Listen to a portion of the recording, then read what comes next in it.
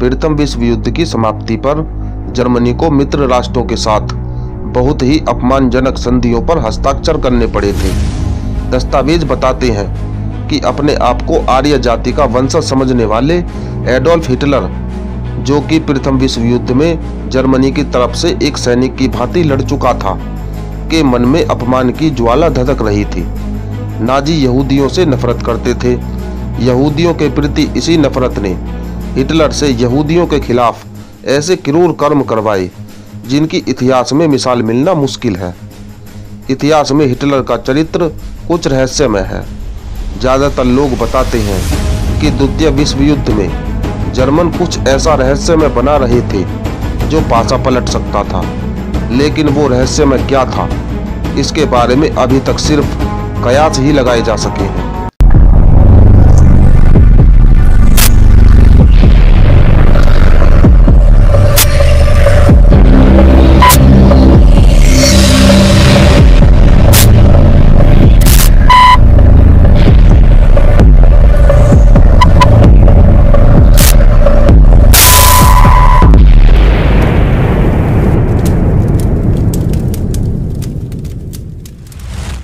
कुछ लोग इसका नाम डी ग्लोक या दाबेल बताते हैं।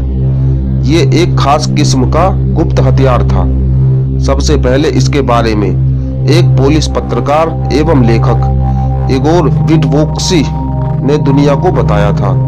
रहस्य के आवरण से घिरा डी ग्लोक बहुत जल्द एक जादुई हथियार के रूप में प्रसिद्ध हो गया। हिटलर की जीते जी वो तथाकथित गुप्त हथियार कभी अस्तित्व में न आ सका। विटकोव्स्की ने बताया, पहली बार अगस्त 1997 में एक अज्ञात पोलिश व्यक्ति ने उस तथाकथित दस्तावेज की प्रतिलिपि उसको उपलब्ध कराई थी। उसने एक पूर्व Nazi secret society officer Jacob Sporrenberg का जिक्र किया, जिससे पूछताछ में उसे पहली बार डी ग्लोक का नाम पता चला। ऐसा कहा जाता है कि डी ग्लोक एक तरह का टेक्नोलॉजिकल डिवाइस था जो कि एक बहुत ही कठोर और भारी धातु का बना हुआ था। लगभग 12 से 15 फीट लंबा और 9 फीट चौड़ा वो डी ग्लोक दिखने में एकदम किसी मंदिर के बड़े से घंटे जैसा था। विटकोव्स्की ने अपने एक साक्षात्कार में कुक को बताया कि प्रगट रूप से इस डिवाइस में दो एक दूसरे की विपरीत दिशा में घूमने वाले सिलेंडर लगे हुए थे, जो कि एक पारे जैसे द्रव्य से भरे हुए थे। ये रहस्यमय द्रव बैंगनी रंग का था। इस धातु द्रव का कूट नाम जेरम 525 था। जितने अतिरिक्त पदार्थ, जिनमें थोरियम एवं बेरिलियम के पेरोक्साइड भी थे, इस एक्सपेरिमेंटेड में प्रयुक्त होने थे, उनको हल्की धातुएं कहा। विटकोव्स्की ने बताया कि डी ग्लोक जब एक्टिवेट होता था तो उसका प्रभाव क्षेत्र उसके आसपास 490 फीट से लेकर 660 फीट तक होता था। इस प्रभाव क्षेत्र के भीतर डी ग्लोक के सक्रिय होने के बाद क्रिस्टल पिघलकर जैवीय ऊतकों में बदल जाते। शरीर के अंदर का रक्त गाढ़े थक्कों में बदलकर अलग अलग हो जाता और पौधे विघटित होकर एक ग्रीस जैसे गाढ़े चिपचिपे पदार्थ में बदल जाते। विटकोव्स्की ने आगे यह भी जोड़ा कि इस रहस्यमय प्रयोग पर काम करने वाले 7 प्रमुख वैज्ञानिकों में 5 वैज्ञानिकों की खौफनाक मौत इन्हीं प्रयोगों के दौरान हुई। डी ग्लोक का क्या हुआ, वो पूरी तरह से कभी बन पाया या नहीं, और इस पूरे प्रयोग में इस्तेमाल हो रही अद्भुत टेक्नोलॉजी क्या परख रही थी, ये सब कुछ आज भी रहस्य है। एक नए खुलासे में फिर ये बात पता चली कि हिटलर दूसरी दुनिया के जीवों के संपर्क में था। यही नहीं, वो एक ऐसे एयरक्राफ्ट बनाने की दिशा में आगे बढ़ रहा था जो यूएफओ की तकनीक से बना था और पूरी दुनिया में उसकी कोई काट न हो।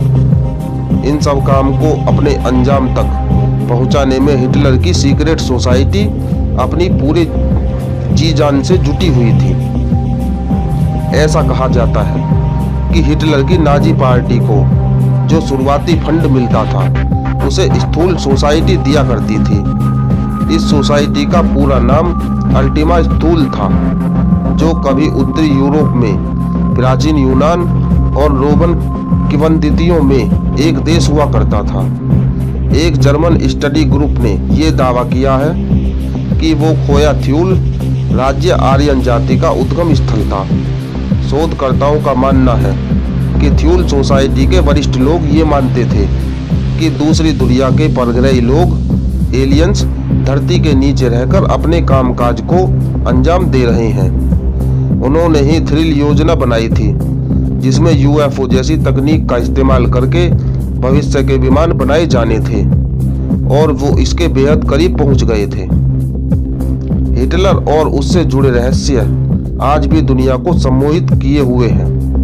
काल दबे पांव इन रहस्यों का खुलासा भविष्य में करेगा, लेकिन इतना तो तय है कि द्वितीय विश्व युद्ध की ये रहस्यमय कड़ियां जब भी जुड़ेंगी धमाका करेंगी।